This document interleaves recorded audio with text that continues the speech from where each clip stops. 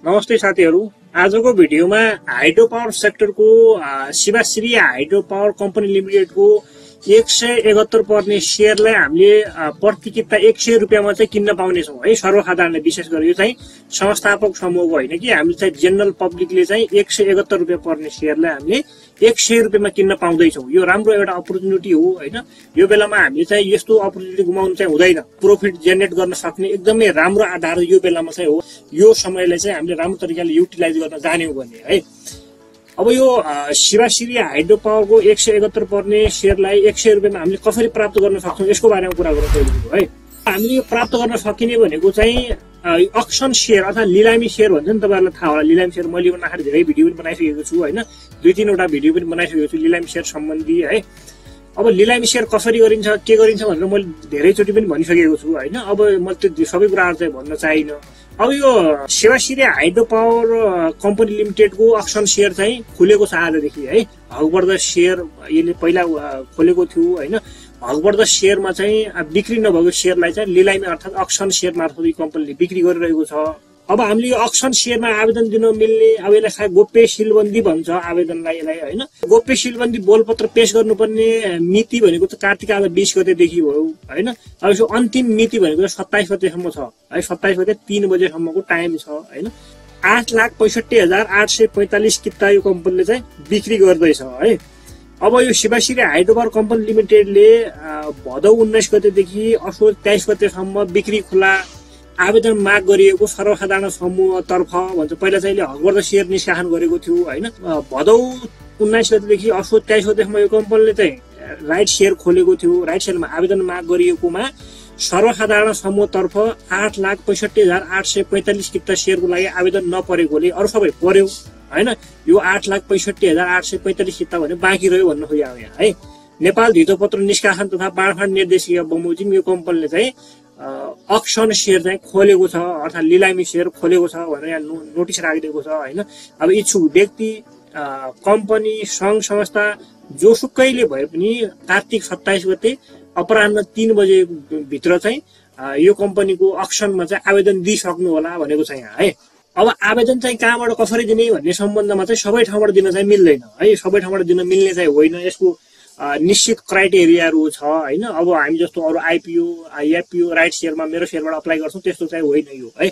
त्यसरी अप्लाई गर्न मिल्दैन भनेको छ यहाँ। कस्तो भने फर्म हुन्छ है, गोप्य सिलबन्दी फर्म हुन्छ। त्यो फर्म किनेर त्यो फर्म भरेर बल्ल हामीले चाहिँ त्यही ठाउँमा बुझाउने हो है। अब यो फर्म पाउने र फर्म बुझाउने ठाउँ पनि छ यहाँ हैन। पहिलो कुरो त यो कम्पनीको इस्यु म्यानेजर अर्थात बिक्री प्रबन्धक सिटिजन क्यापिटल लिमिटेड दिल्ली बजार भयो, त्यहाँबाट पाइन्छ हैन। त्यसपछि सिटिजन बैंकका विभिन्न शाखाहरू छन् है, देशैभरिका शाखाहरू जस्तो कुमारी पार्टीको ठिमी भयो हैन। अब इटहरी भयो, विराटनगर, बिर्तामोड, वीरगञ्ज, सुर्खेत, जनकपुर, नेपालगञ्ज, नारायणगढ, धनगढी, पोखरा, बुटोल, हेटौडा। अब यी ठाउँहरूको सिटिजन बैंकमा गएर यो फर्महरू पाउँछ। 100 रुपैयाँ तिर्ने अनि त्यसपछि यो फर्महरूलाई चाहिँ लिने हैन। त्यसपछि न्यूनतम मूल्य 100 रुपैयाँ राख्ने भनेको छ है। न्यूनतम मूल्य 100 रुपैयाँ राख्नु पर्यो हैन।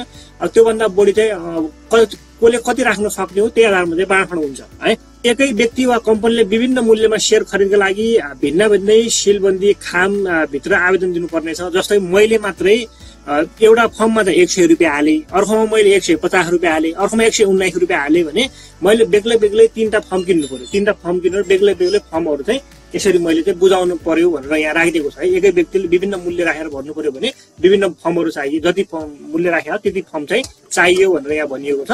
बोलपत्र आवेदन फारममा चाहिँ आफूले लिन चाहेको शेयर संख्या तथा प्रति किता दरको अङ्क र अक्षरमा चाहिँ स्पष्ट लेख्नु पर्यो है। तपाईले लिन चाहेको जति किता हो अङ्कमा पनि स्पष्ट लेख्नु पर्यो, अक्षरमा पनि स्पष्ट लेख्नु पर्यो। अङ्कमा केरेमेट भएको ठाउँमा चाहिँ सिग्नेचर गर्नु पर्यो हैन।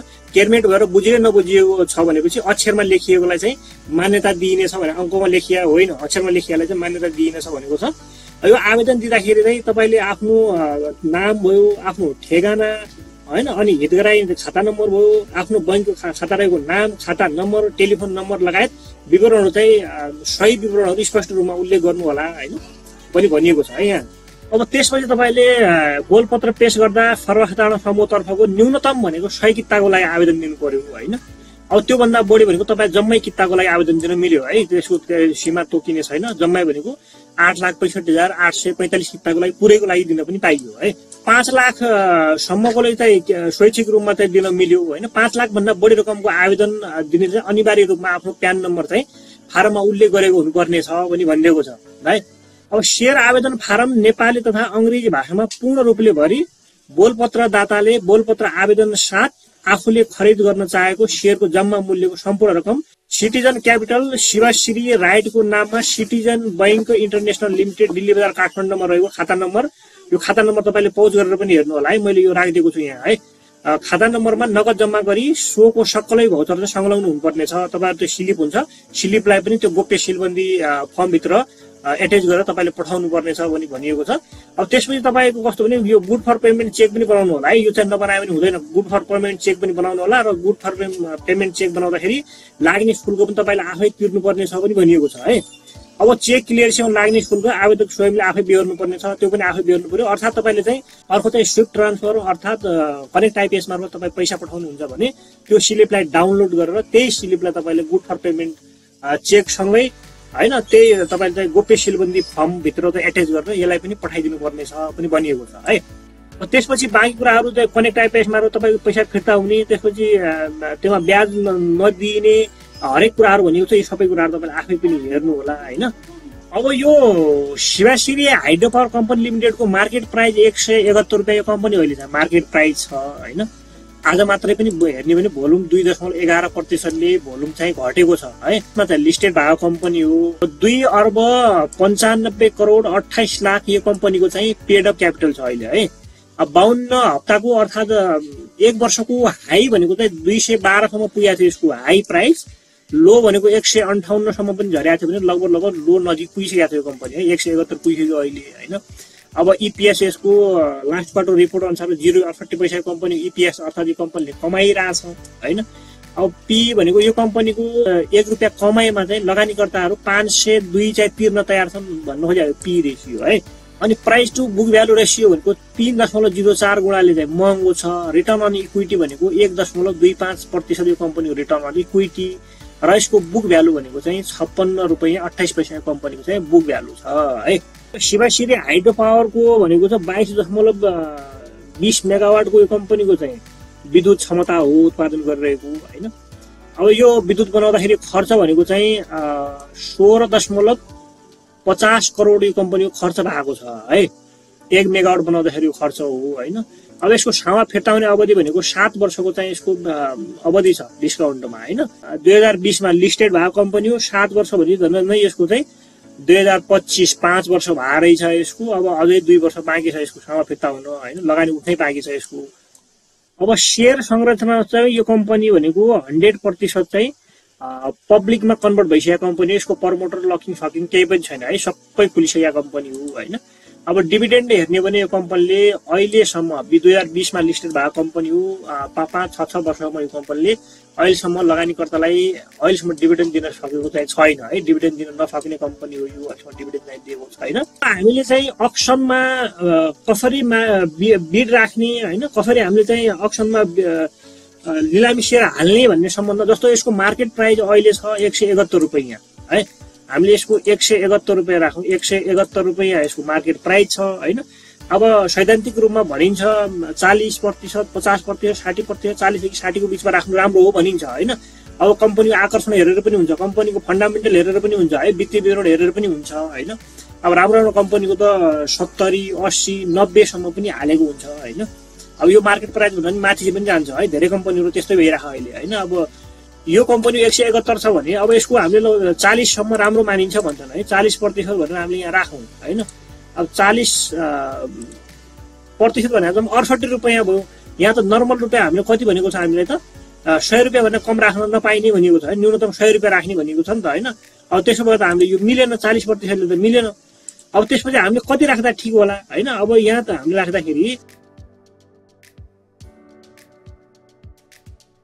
अब 50% राख्यो भने पनि यसको भएन। 50%ले पनि 85 रुपियाँ मात्र भयो, 100 रुपियाँ भन्दा कम त हुनु भएन नि होइन। हेरौँ 102 रुपियाँ हुन्छ है। 100 रुपियाँ भन्दा त माथि भयो नि त 102 रुपियाँ हैन। अब 102 रुपियाँ चाहिँ कट अफ यतिसम्म नआउला हैन, यति कम चाहिँ नआउनु पर्ने हो हैन।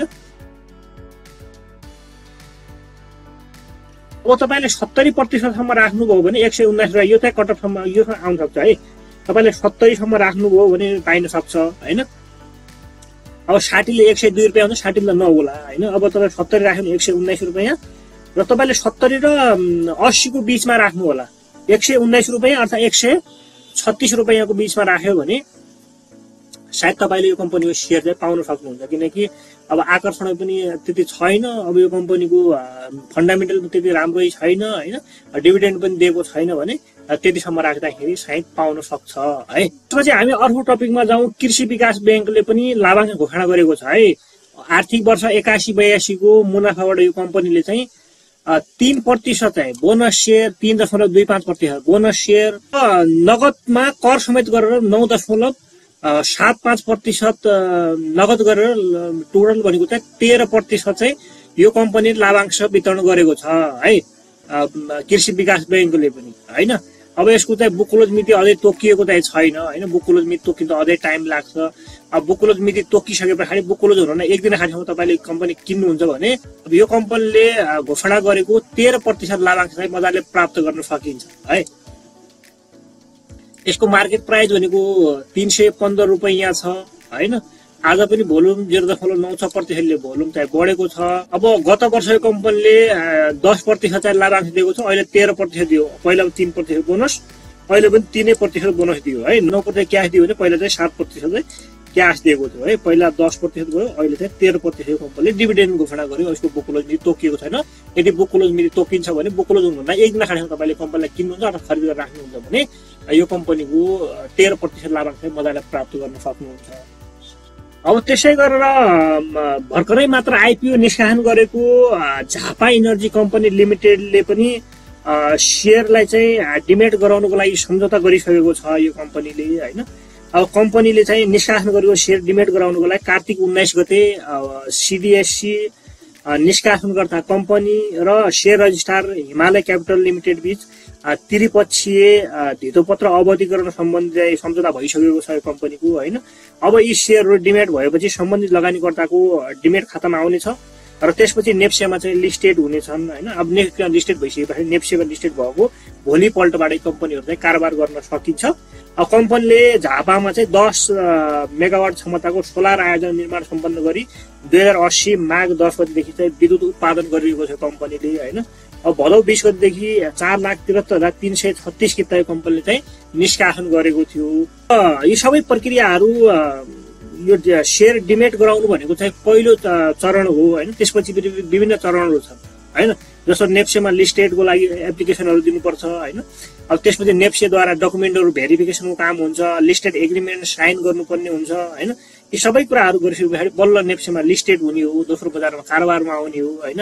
यी सबै कामहरू गर्दाखेरि लगभग 4 देखि 6 हप्ताको समय चाहिँ लाग्न सक्छ भनिएको छ। अब त्यसमा थप पनि होला हैन, कम पनि लाग्न सक्छ है। त्यही भएर तपाईले चाहिँ कममा कम हामीले लगभग 4 हप्ताको कुरा गरौँ। 4 हप्ता नभए 15 देखि 20 दिन त अझै टाइमै लाग्छ है झापा इनर्जीको शेयर चाहिँ नेप्सेमा लिस्टेड हुनको लागि है। यति नै थियो आजको अपडेट। भिडियो कस्तो लाग्यो, जस्तो लाग्यो त्यस्तै प्रतिक्रिया दिन नबिर्सनु होला। भिडियो मन परेको छ भने एक लाइक अवश्य गरिदिनु होला। च्यानलमा नयाँ हुनुहुन्छ र तपाईले च्यानललाई अझै पनि सब्स्क्राइब गर्नु भएको छैन भने च्यानललाई चाहिँ सब्स्क्राइब गरिदिनु होला। भिडियो अन्तिमसम्म हेरिदिनु भएकोमा तपाईहरुलाई धेरै धेरै धन्यवाद।